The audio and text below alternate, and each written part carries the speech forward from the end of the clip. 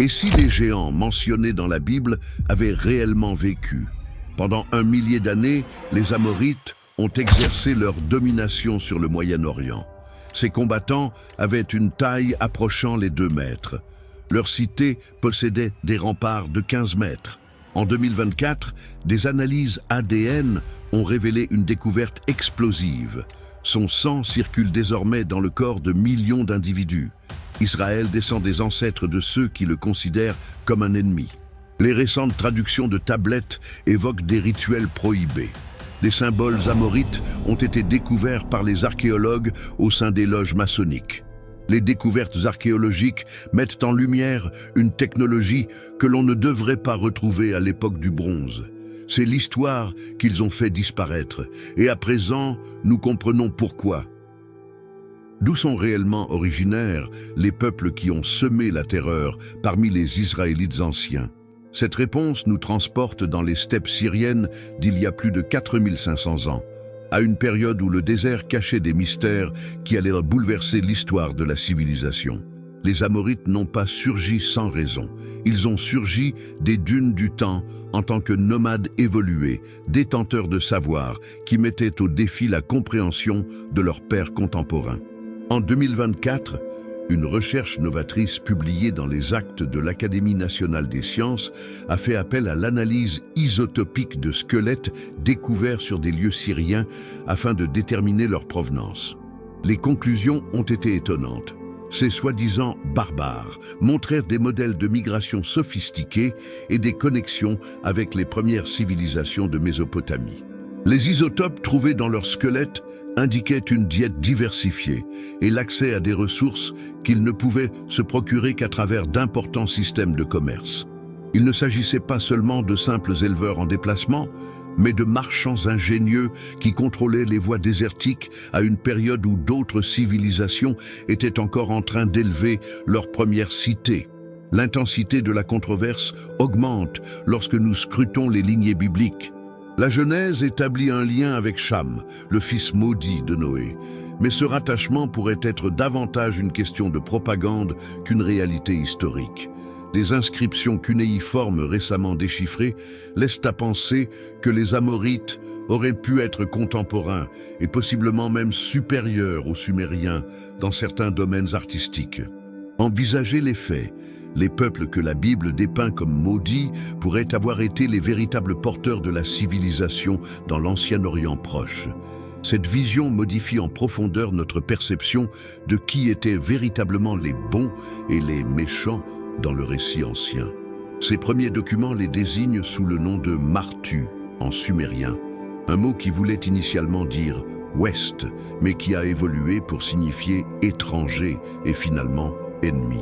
Cette transition linguistique dépeint une histoire de métamorphose, passant de partenaires commerciaux respectés à concurrents redoutables.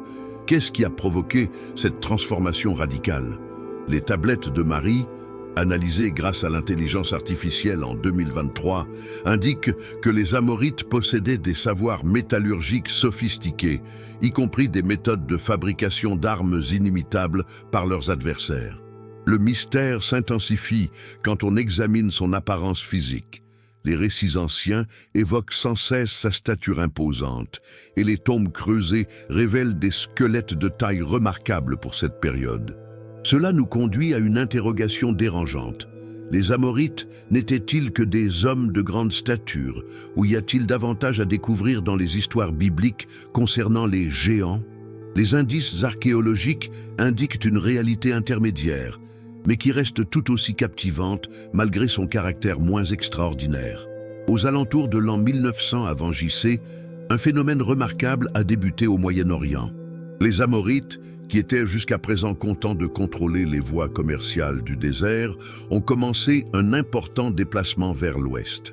Ce ne fut pas une agression brutale, à l'image de celle que nous avons coutume d'envisager, mais plutôt un processus beaucoup plus fin et performant. Une incursion graduelle qui modifierait irrévocablement le panorama politique de Canaan. Des données climatiques obtenues à partir de carottes sédimentaires de la mer Morte, rendues publiques en 2023, mettent en lumière une sécheresse dévastatrice qui a touché les steppes syriennes durant cette époque. Alors que d'autres sociétés tombaient dans la famine, les Amorites mirent à profit leur expertise du désert pour survivre et se développer. Ils ont migré vers l'ouest, non pas en tant que réfugiés désespérés, mais comme des conquérants stratégiques ayant décelé une opportunité au sein de la crise. Les Amorites ont progressivement conquis la terre de Canaan, s'y installant ville par ville. Plutôt que de détruire ce qu'ils trouvaient, ils ont choisi d'améliorer ce paysage en y apportant leurs propres innovations. Une étude de fouilles de 2023 à Tel Azor, parue dans le Biblical Archaeology Review, a mis au jour des fortifications d'inspiration amorite qui faisaient concurrence aux influences égyptiennes dans cette zone. Les fortifications étaient non seulement élevées, mais également astucieusement élaborées avec des angles qui optimisaient la défense et minimisaient les zones vulnérables. Les archéologues ont découvert des indices de systèmes d'hydraulique souterraine et de silos à grains qui auraient été capables de soutenir un siège pendant plusieurs années.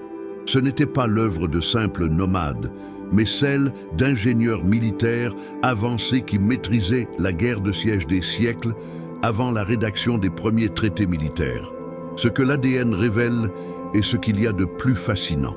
Une recherche de l'Université de Tel Aviv publiée en 2025 a examiné les traces génétiques de cette époque et a découvert quelque chose d'imprévu. Plutôt que de chasser les populations locales, les Amorites se sont en grande partie intégrés à celles-ci. Chaque cité dévoile une histoire singulière d'intégration, des unions royales à l'adoption de divinités locales.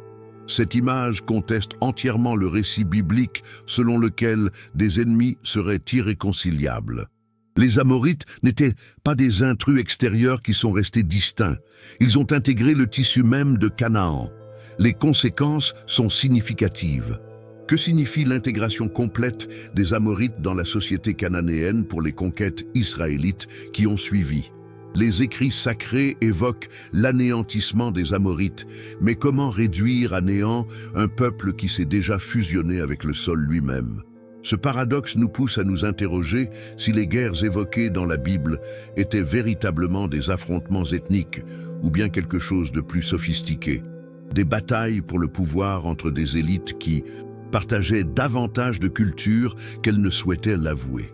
Visualisez-vous en train de vous rapprocher d'une cité amorite à son sommet. Premièrement, vous observerez les fortifications qui se dressent comme des falaises artificielles émergeant de la plaine. Les espions israéliens mentionnés dans Nombre 13-28 n'étaient pas en train de grossir les faits lorsqu'ils ont affirmé que les villes étaient fortifiées et d'une grande taille. Les dispositifs LIDAR de 2024 utilisés sur les sites syriens, mentionnés dans la publication Antiquity, ont mis en lumière l'étendue réelle de ces fortifications. Des murs qui peuvent monter jusqu'à 15 mètres de hauteur et 6 mètres d'épaisseur, surpassant même les défenses des grandes cités égyptiennes. Mari et Ebla font surface des dunes du passé, témoignant de la force de l'Empire amorite. Mari, spécifiquement, nous donne un aperçu inédit de son univers. Avec plus de 300 pièces, le palais royal ne servait pas uniquement de demeure, mais également de centre administratif crucial qui régulait les voies commerciales entre la Méditerranée et le Golfe Persique. Plus de 25 000 tablettes cunéiformes découvertes sur le site témoignent d'un degré d'organisation bureaucratique qui pouvait rivaliser avec n'importe quel empire antique. Les Amorites ne se contentaient pas de bâtir à grande échelle, ils conceptualisaient à grande échelle. Mais c'est dans les nuances que l'histoire prend vraiment une tournure captivante. Les sépultures découvertes dans ces cités indiquent un fait inhabituel, des tombes destinées à des individus de taille exceptionnelle. Il n'était pas question que tous les Amorites étaient des géants, mais leurs élites guerrières choisissaient sans aucun doute en fonction de la taille, formant ainsi une classe de soldats qui devait paraître surhumaine à leurs adversaires plus petits. Une recherche ostéologique réalisée en 2024 a démontré que les combattants amorites avaient une taille moyenne de 1,20 mètres à une période où la taille standard était de 1,65 mètres. Pour les Israélites d'autrefois, Se mesurer à une muraille de guerriers qui les surpassait en taille a sûrement été une source d'effroi. L'architecture amorite dévoile aussi ses priorités distinctives. À la différence de nombreuses autres civilisations qui orientaient leur architecture principalement vers les divinités, les Amorites trouvaient un équilibre entre le sacré et l'usage pratique. Effectivement, leur temple était impressionnant, mais il n'était pas plus que leur système d'irrigation, leurs ateliers de métallurgie ou leurs casernes militaires. Nous avons découvert des indices de foyers capables de monter à des températures qui ne seraient pas atteintes avant le Moyen Âge, fabriquant des instruments et des armements d'une qualité leur conférant un net avantage dans les batailles. L'énigme devient plus profonde lorsque nous scrutons certains lieux de culte. Chambres souterraines ayant une acoustique spécifique, hôtels dotés de canaux pour les liquides et illustrations d'entités qui ne correspondent à aucune divinité reconnue dans le panthéon cananéen. En évoquant ces anomalies, les historiens ésotériques ont suggéré des liens avec les Néphilim de la Bible. Même si l'archéologie traditionnelle écarte ces interprétations, elle n'est pas en mesure d'expliciter entièrement l'objectif de ces constructions mystérieuses. Quels rites étaient réalisés dans les entrailles des cités amorites qui exigeaient un tel degré de secret et une expertise spécialisée? Les divinités des Amorites avaient une grandeur comparable à celle de leur cité. Au cœur de leur mythologie dominait Amurru, le dieu de l'orage dont le nom est devenu un symbole de son peuple. Cependant, Amurru n'était pas qu'une simple divinité. Les écrits de Marie, traduits et publiés en 2023 dans le Journal of Cuneiform Studies, exposent une théologie raffinée qui a eu un impact considérable sur les religions futures de la région, y compris le monothéisme israélite, sujet à controverse. Amurru était dépeint comme un combattant divin, brandissant la foudre et l'orage, tout en étant aussi un berger qui guidait son peuple à travers le désert. Cette dualité, à la fois destructrice et protectrice, se manifeste à maintes reprises dans les représentations ultérieures de la divinité au Moyen-Orient. Les ressemblances avec le Yahvé initial des Israélites sont trop marquantes pour être fortuites. Ils sont tous deux des divinités de la tempête désertique. Ils conduisent des tribus nomades vers des terres promises et ils demandent une dévotion inébranlable. Est-il possible que le Dieu d'Israël ait des origines amorites? C'est une interrogation que peu d'érudits ont le courage de soulever publiquement. Cependant, les données tendent de plus en plus à l'impliquer. D'après les tablettes récemment décryptées, les rites des Amorites comportaient des aspects que la Bible proscrira plus tard spécifiquement. Appels pendant les tempêtes, offrandes en hauteur et plus perturbantes encore, des rites qui impliquent le contact avec les ancêtres.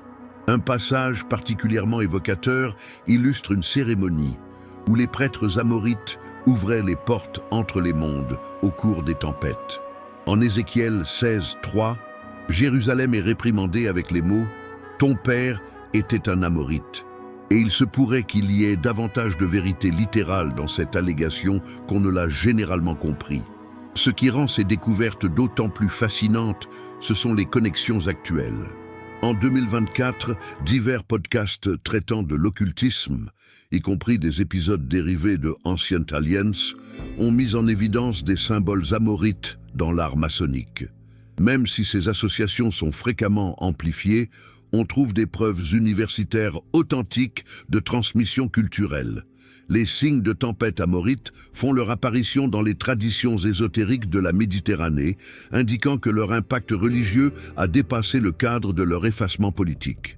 L'examen des facettes les plus obscures de la religion amorite ravive la controverse. Des écrits fragmentaires évoquent des rituels utilisant des substances psychotropes provenant de végétaux désertiques. Selon une recherche de 2023 portant sur les entéogènes dans le Proche-Orient ancien, il est possible que les Amorites aient employé ces substances pour provoquer des états modifiés de conscience lors de rituels religieux. Ces visions de créatures gigantesques et divines étaient-elles le fruit de ces rituels? Et quelles sont les conséquences de cela pour notre compréhension des expériences religieuses anciennes dans leur ensemble? Il était temps. Après des centaines d'années de règne amorite en Canaan, un nouveau protagoniste faisait son apparition, les Israélites, récemment sortis d'Égypte et revendiquant une terre que leur Dieu leur avait promise. Cependant, cette terre n'était pas inhabitée. Elle était protégée par les combattants les plus redoutables de l'Antiquité, retranchés dans des cités qui paraissaient invincibles. L'événement était inéluctable, et lorsqu'il a eu lieu, il a secoué les bases du monde antique. L'histoire de 5 rois amorites qui se liguent contre les Israélites est narrée dans Josué 10. Habituellement décrite comme « le triomphe miraculeux de David sur Goliath », les découvertes archéologiques indiquent une réalité plus complexe. Une analyse de datation radiocarbone effectuée à Jéricho en 2024, publiée dans PLOS ONE, valide une grande dévastation vers 1400 avant notre époque. Cependant, elle met aussi en lumière un aspect inattendu. Plusieurs strates de destruction qui laissent supposer non pas une seule conquête, mais une succession de conflits prolongés. Les Amorites ne se sont pas effondrés du jour au lendemain. Ils ont opposé une résistance si tenace que les Israélites ont dû modifier sans cesse leur stratégie. Les inscriptions découvertes à Ougarit nous permettent d'entendre la voix des défenseurs amorites. Une tablette particulièrement touchante renferme ce qui semble être le gémissement d'un combattant amorite. Les enfants du désert arrivent tels des nuées de sauterelles. Nos divinités demeurent silencieuses. Que fait Amuru lorsque les murs sont en tremblement? Cette perspective donne une dimension humaine aux personnages considérés comme des méchants dans la Bible. Il ne s'agissait pas de créatures sans visage, mais d'individus qui protégeaient leur habitat face à des intrus convaincus de posséder un droit divin sur leur territoire. La tactique israélite à l'égard des cités amorites révèle beaucoup sur ces deux groupes. Plutôt que de s'attaquer directement aux redoutes impressionnantes, les Israélites ont recours à la guerre psychologique, à des sièges prolongés et, lorsque c'était envisageable, à la trahison de l'intérieur. L'affaire de Rahab à Jéricho laisse entendre que les Israélites saisissaient que la véritable force des Amorites ne se trouvait pas exclusivement dans leurs fortifications, mais aussi dans la cohésion de leur communauté. Briser cette unité, et même les plus hautes murailles s'effondreront. Les données archéologiques interrogent aussi le récit biblique de conquête intégrale. Plusieurs villes prétendument totalement rasées démontrent une continuité culturelle, où l'on retrouve de la poterie amorite associée à la poterie israélite dans des strates plus récentes. Cela indique non pas une destruction totale, mais une fusion graduelle. Même en étant en conflit avec les Amorites, les Israélites ont assimilé leurs enseignements. Ils ont appris des méthodes de fortification, la métallurgie et même certains aspects de l'administration citadine. La rencontre la plus significative pourrait être celle qui est la moins violente. D'après des traductions récentes, on suggère qu'il y a eu des phases de coexistence et même de partenariat entre certains groupes israélites et les cités amorites. Le Yahvé du désert et le Dieu des tempêtes des Amorites n'ont pas constamment été en opposition. À certains moments, leurs populations ont découvert un objectif partagé face à des dangers plus importants.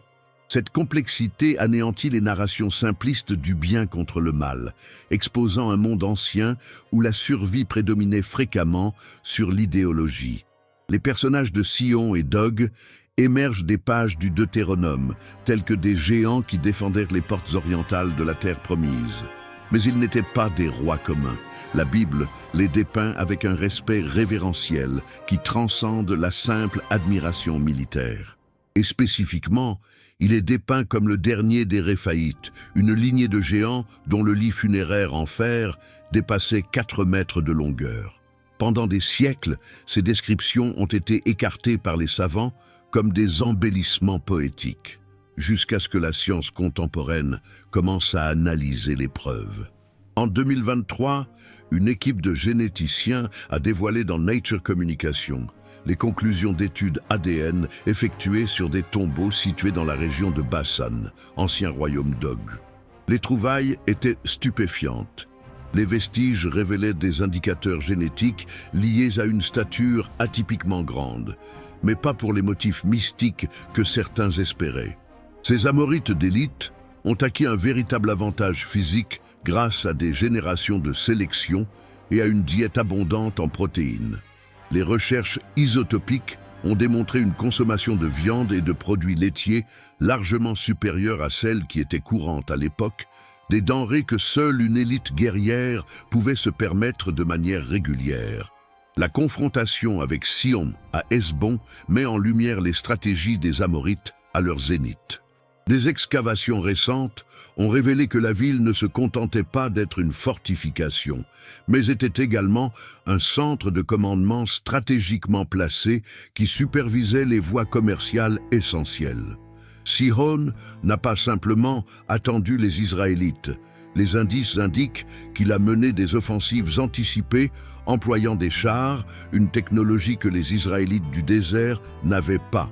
Il s'agissait donc d'une défaite non seulement sur le plan militaire, mais aussi technologique, marquant un point de basculement où la résolution israélite triompha de l'avantage matériel des Amorites. C'est le récit d'Og qui fascine et remet en cause nos perceptions. Les écrits rabbiniques postérieurs le dépeignent comme un rescapé du déluge, agrippé à l'arche de Noé. Bien que cela soit indéniablement mythique, cela révèle une vérité plus fondamentale. Og symbolisait quelque chose de primitif, quelque chose que les Israélites considéraient comme plus ancien que leur propre histoire. Les fortifications de leur cité en Bassan révèlent des méthodes de construction qui apparaissent véritablement archaïques, même selon les standards de l'âge du bronze, laissant à penser que les Amorites de cette zone préservaient des traditions architecturales plus anciennes. L'interprétation radicale qui découle des éléments de preuve est provocante. Que se passerait-il si Sion et Og n'étaient pas les attaquants, mais plutôt les derniers défenseurs d'un ordre mondial plus ancien? Les fragments de textes amorites découverts dans la région évoquent le maintien des anciennes formes et la conservation des accords ancestraux. Pour ces individus, les Israélites n'étaient pas seulement des conquérants territoriaux, mais aussi des agents du désordre, susceptibles de faire disparaître des savoirs et des coutumes millénaires.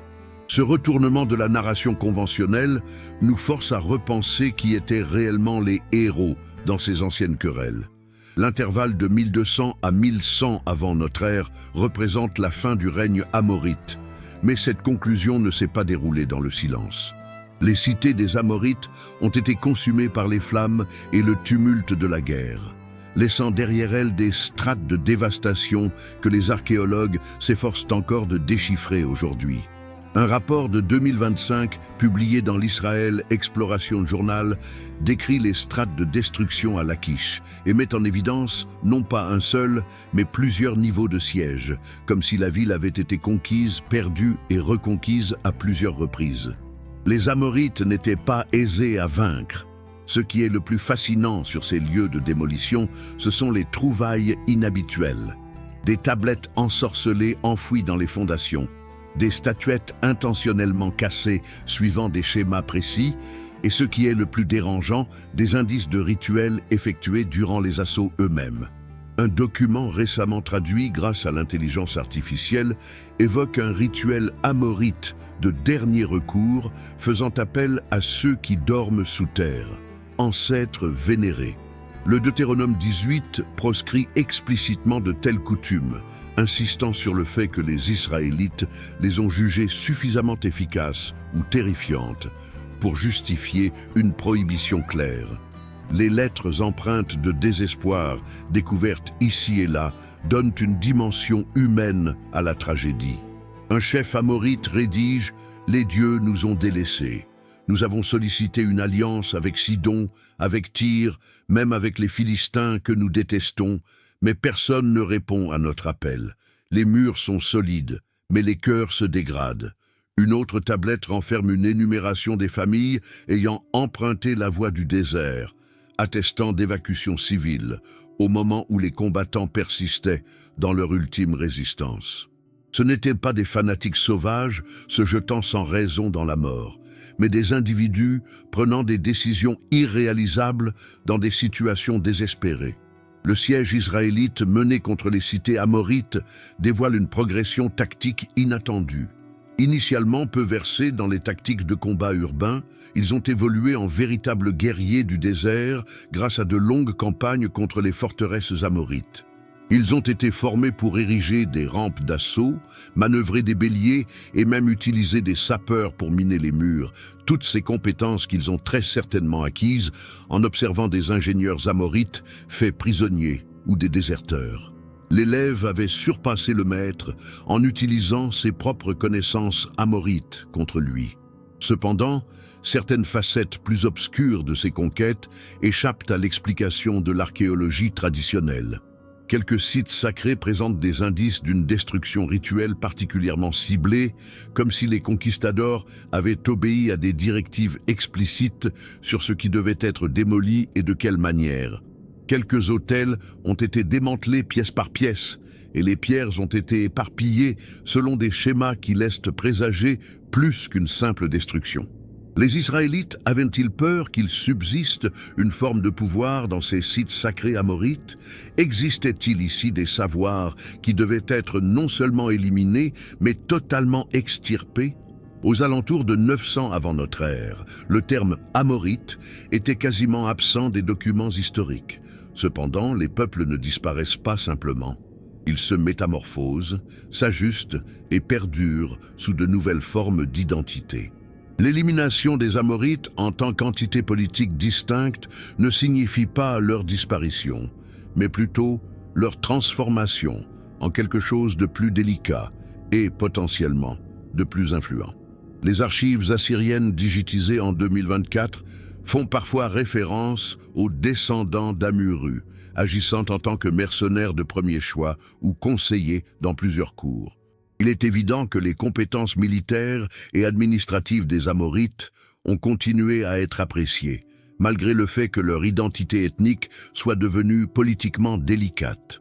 Une recherche captivante de 2023 parue dans la revue Cell a examiné l'ADN des sépultures levantines de cette époque et a découvert que les indicateurs génétiques amorites n'ont pas diminué, mais se sont considérablement répartis au sein de la population.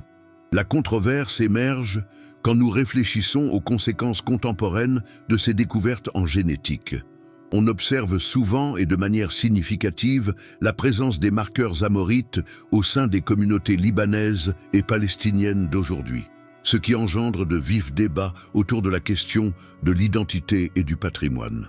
Des groupes ont tenté d'exploiter ces données pour des objectifs politiques, pendant que d'autres les perçoivent comme une preuve de l'inutilité des clivages ethniques dans une région où tous partagent des ancêtres communs. L'ironie est manifeste. Les adversaires d'Israël dans la Bible pourraient être les ancêtres génétiques de nombreux Israéliens actuels. Sur le plan culturel, l'influence amorite a perduré de façon que nous commençons tout juste à identifier. Des procédés agricoles particuliers pour la régulation de l'eau dans les zones arides, des techniques métalliques pour la fabrication d'alliages de bronze supérieur, et même certaines procédures juridiques relatives aux contrats commerciaux, tout cela démontre l'influence amorite. Une recherche de 2024 sur les documents juridiques de l'époque du Premier Temple a découvert des expressions qui coïncident presque exactement avec des contrats amorites plus anciens. Les conquistadors ont discrètement adopté les instruments administratifs des peuples conquis. Le plus fascinant héritage pourrait résider dans les traditions ésotériques. De nombreux écrits gnostiques et hermétiques évoquent de manière énigmatique la sagesse des Occidentaux. Notons que le terme amoréen désignait initialement occidental. Un document partiel provenant de la mer Morte, non intégré aux publications officielles jusqu'en 2023, renferme apparemment un rite mixte fusionnant des aspects yavistes avec des incantations manifestement amorites. Est-ce que les rites religieux des Amorites ont perduré dans les courants secrets du mysticisme juif? La question demeure en suspens, Cependant, les signes sont évocateurs. Les Amorites, qui comptent plus de 80 citations directes dans la Bible hébraïque, occupent une position singulière dans l'esprit de l'Israélite ancien. Cependant, un examen approfondi de 2024, paru dans Vetus Testamentum, indique que ces références ne sont pas homogènes. On observe une transformation captivante dans la représentation des Amorites, passant de l'image d'ennemis redoutables à celle d'ancêtres problématiques, et jusqu'à devenir, dans certains écrits ultérieurs, des symboles de tentation spirituelle. Dans les documents plus anciens, tels qu'Exode 3:8, les Amorites sont simplement mentionnés comme l'un des nombreux peuples habitant la terre promise. Impersonnel, presque administratif dans le ton. Cependant, dans le Deutéronome, le discours s'alourdit et se teinte davantage de théologie. Les Amorites sont devenus le modèle du mal qu'il faut supprimer. Cette intensification du discours laisse sous-entendre qu'il y a eu un changement dans la perception israélite. S'agissait-il simplement de propagande pour légitimer l'invasion, ou les Israélites avaient-ils mis la main sur quelque chose concernant les rituels amorites qui les avaient grandement déconcertés? L'utilisation d'outils informatiques contemporains dans une analyse de texte met en évidence des motifs dissimulés. Les mentions des Amorites se concentrent sur des sujets précis, la stature physique, les rites religieux défendus et, de manière surprenante, le savoir ancien. Amos 2:9 évoque leur annihilation de manière presque cosmique. « J'ai anéanti l'Amoréen, dont la stature était comparable à celle des cèdres. » Ce superbe langage poétique sous-entend que les Amorites symbolisaient plus qu'un adversaire militaire. Ils représentaient un concept qui devait être défait. L'hypothèse la plus audacieuse, soutenue par des théologiens radicaux et appuyée par des recherches de 2023 sur les antéogènes, postule que les rites amorites induisaient des états modifiés de conscience que les prophètes israélites percevaient comme démoniaques. Les sites sacrés, qui ont été condamnés à maintes reprises dans les textes sacrés, pourraient avoir été des endroits où ces rites psychédéliques étaient exécutés. Ceci pourrait justifier la force de l'interdiction et la crainte évidente dans les écrits. Les Israélites n'avaient pas seulement peur de l'idolâtrie, mais aussi d'un système totalement différent pour accéder au divin. Les lignées bibliques ajoutent une dimension supplémentaire de complexité. Des figures majeures, telles qu'Ésaü, prennent pour épouses des femmes d'origine amorite, et il est même reproché à Jérusalem d'avoir un père amorite et une mère hittite. Ces unions interethniques laissent supposer que, malgré les discours officiels, les barrières entre Israélites et Amorites étaient plus perméables que ne le reconnaissent les textes postérieurs. Une recherche de 2024 sur les noms individuels dans les anciennes inscriptions hébraïques a découvert des aspects amorites dans approximativement 15% des situations, y compris au sein de l'élite sacerdotale. Ce qui pourrait être le plus significatif, c'est ce que la Bible omet de mentionner. On ne dispose d'aucune description précise de la foi amorite, ni d'explication de ses rites, ni conservation de ses écrits sacrés. Ce silence est tonitruant. Il semble qu'il y ait une tentative délibérée d'effacer non seulement les Amorites, mais également toute connaissance de ce qu'ils symbolisaient. Quelle vérité troublante sur les débuts du monothéisme pourrait être dévoilée par les textes religieux amorites disparus? Le manque d'information constitue en lui-même une sorte d'information. Le XXIe siècle a engendré une révolution dans notre connaissance des Amorites, non pas grâce à la découverte de nouveaux écrits anciens, mais par le biais d'une technologie qui aurait paru féerique aux archéologues eux-mêmes il y a seulement quelques décennies. Des drones explorent d'anciens sites, les analyses de sol mettent à jour des cités enterrées et les algorithmes d'IA parviennent à déchiffrer des tablettes qui ont laissé perplexes les chercheurs pendant de nombreuses années. Chaque trouvaille suscite autant d'interrogations que de solutions, et les polémiques qui s'ensuivent révisent notre perception du monde antique. En 2024, Tel Burna s'est transformé en centre névralgique d'une controverse vive lorsque l'équipe de la Société d'archéologie biblique a découvert ce qui paraissait être des archives amorites parfaitement conservées. Les tablettes, miraculeusement préservées d'un incendie qui les a à la fois cuites et protégées, renfermaient des archives administratives qui contredisent directement les histoires bibliques. D'après ces documents, plutôt que d'être anéantis, beaucoup d'Amorites ont tout simplement modifié leur nom et ont persisté à détenir des postes de pouvoir sous la domination israélite. Un scribe se réjouit même de devoir apprendre les nouvelles prières, tout en continuant à recevoir les mêmes taxes. La technologie de cartographie par drone a mis en évidence une réalité encore plus déconcertante pour les récits traditionnels. L'existence de réseaux routiers et de systèmes d'irrigation amorites qui ont persisté à être exploités sans interruption durant la prétendue époque de conquête totale. Il ne s'agit pas des débris d'une civilisation détruite, mais d'une civilisation qui a été intégrée et remodelée.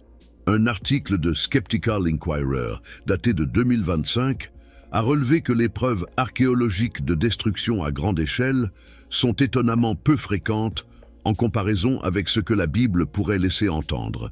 Les conquêtes étaient-elles davantage orientées vers des objectifs politiques que militaires, plus concentrées sur le remplacement de signes que sur la destruction de villes?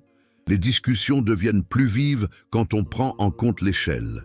Les écrits bibliques évoquent des cités grandes jusqu'au ciel et des foules innombrables. Pourtant, les recherches démographiques fondées sur le potentiel agricole et les traces d'habitation indiquent des statistiques bien plus modestes. Une grande ville amorite aurait pu accueillir 5000 individus, et non les milliers que suggère le discours ancien. Cela n'atténue pas les accomplissements amorites, mais cela remet les conflits dans leur contexte. Les guerres épiques pourraient avoir été des confrontations frontalières, exagérées par la mémoire et la propagande. Le débat le plus intense se focalise sur l'emploi de technologies innovantes pour ramener à la vie l'époque amorite. Un projet de 2024 a employé l'analyse spectrale pour faire apparaître des textes effacés sur des palimpsestes, mettant au jour ce qui paraît être des écrits religieux amorites, intentionnellement grattés et recouverts de psaumes hébreux. Ces écrits originaux, comprenant des prières dédiées aux dieux de l'orage, des rites de métamorphose et des mentions des veilleurs du ciel, ont suscité une frénésie chez les théoriciens du complot. Ils perçoivent dans ces textes des connexions avec tout, depuis les Néphilim jusqu'à d'anciens astronautes.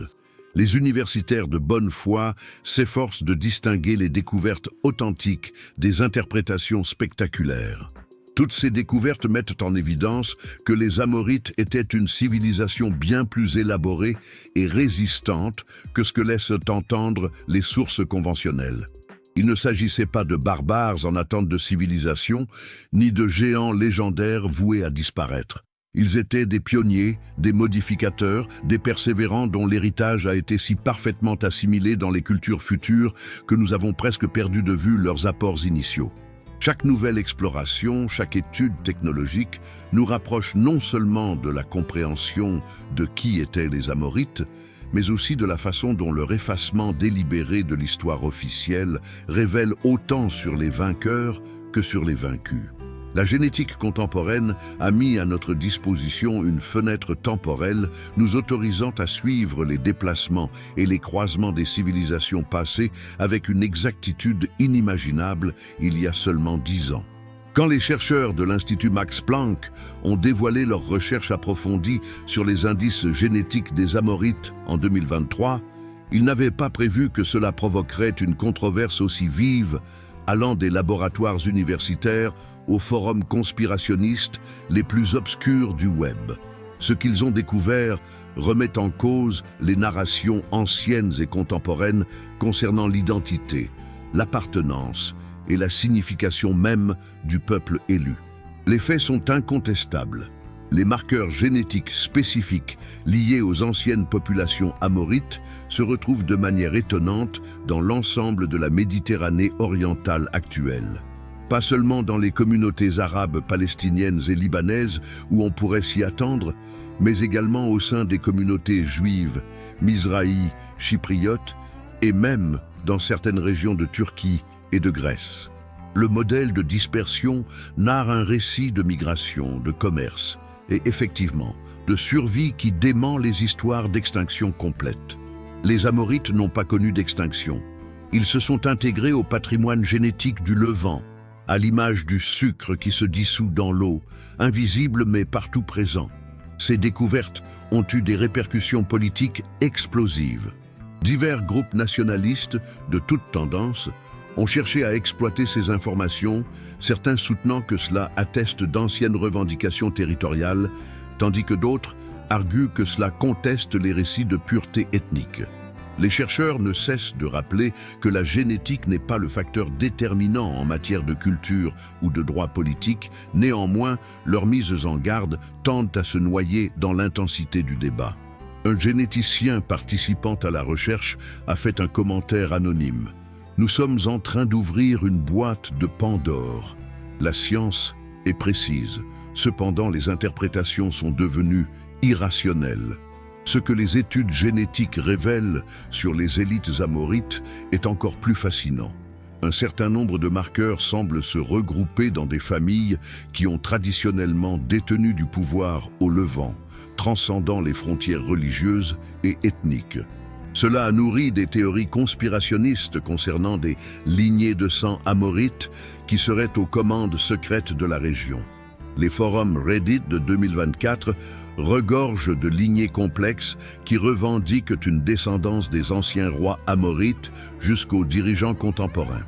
Il est probable que ces déclarations particulières soient tout à fait fictives, mais elles révèlent une réalité gênante.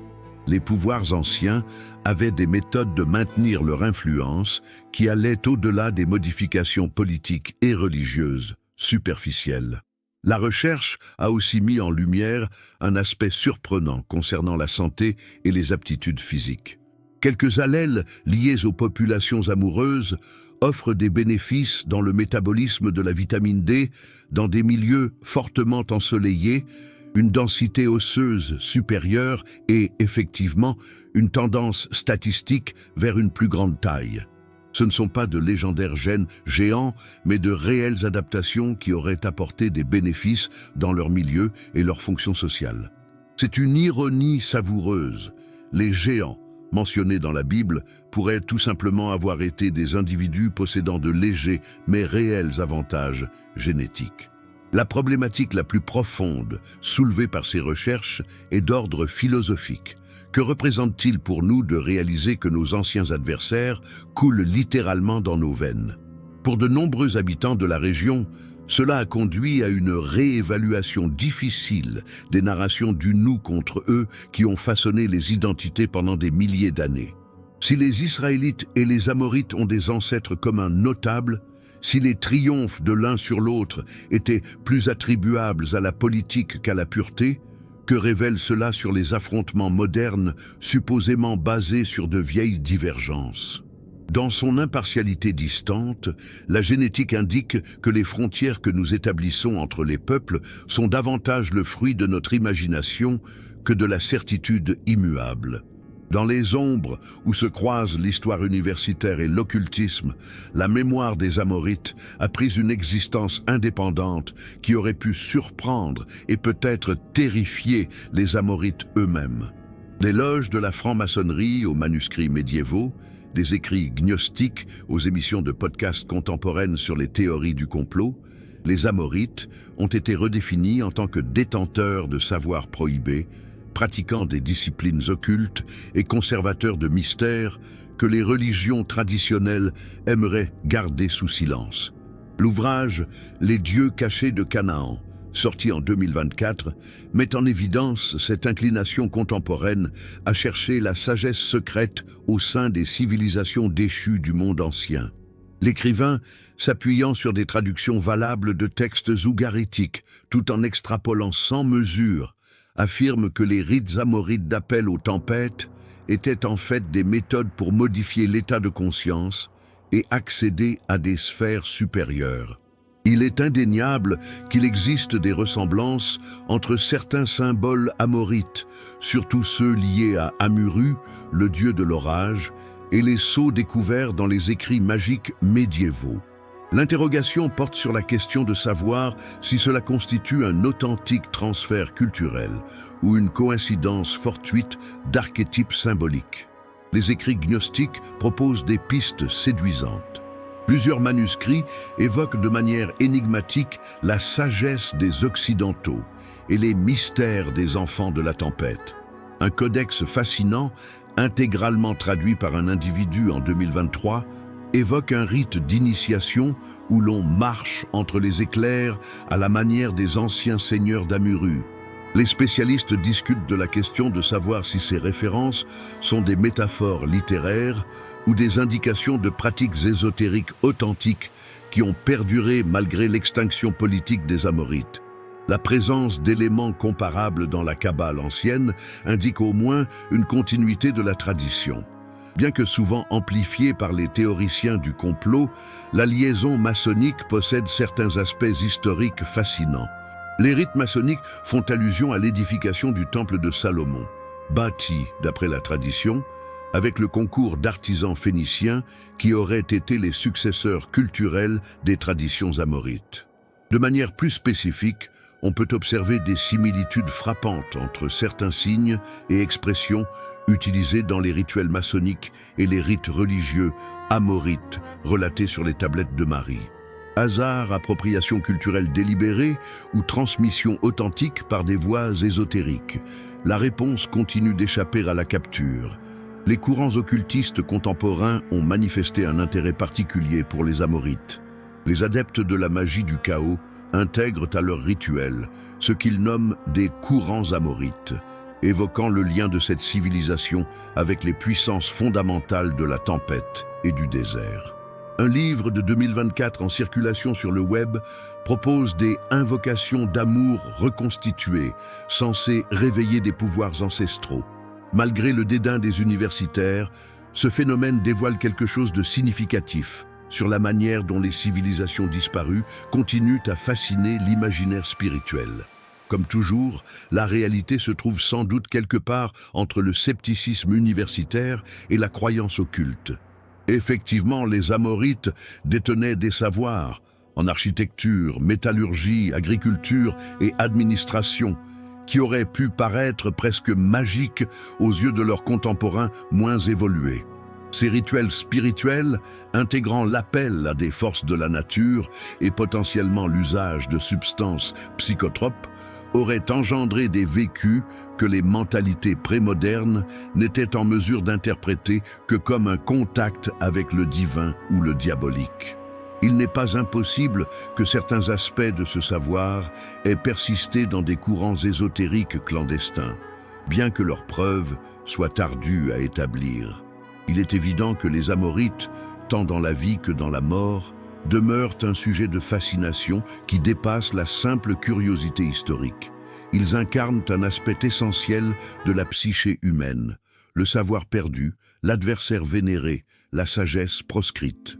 À une période où nous avons l'illusion de connaître chaque parcelle du monde matériel, les Amorites nous signalent qu'il reste encore d'immenses domaines du passé humain à découvrir, non pas par le biais de conquêtes armées, mais grâce à des chercheurs ouverts d'esprit et dotés d'une technologie de pointe.